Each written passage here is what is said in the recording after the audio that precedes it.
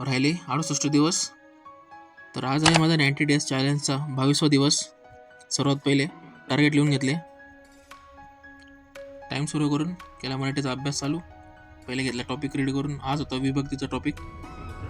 सुरुवातीला मराठी खूप अवघड वाटायचं, पण आता सध्या जसे जसे PYQ सॉल्व्ह होत जात आहेत तसे तसे खूप आवड निर्माण होते.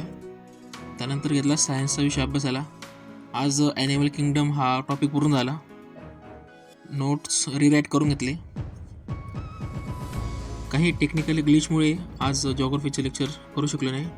त्या जागी जेवढे PYQ होते त्यांचे ॲनालिसिस रीड करून घेतले. मग केली डेली कॅल्क्युलेशनची प्रॅक्टिस. आज करंटमध्ये वाचला आर्थिक घडामोडीचा टॉपिक. येत्या 2-1 दिवसात पूर्ण बुक रीड होऊन जाईल. मग पुन्हा रिव्हिजन सुरू करायची आहे बुकची. आयोग कोणता प्रश्न विचारेल काय सांगता येत नाही. त्यानंतर केले रिझनिंगचे लेक्चर, 20 मार्काची तयारी. सोबतच झाले आजचे टार्गेट कंप्लीट. भेटूया पुन्हा उद्या. तोपर्यंत फॉर्स टुडे बिल्ड टुमारो.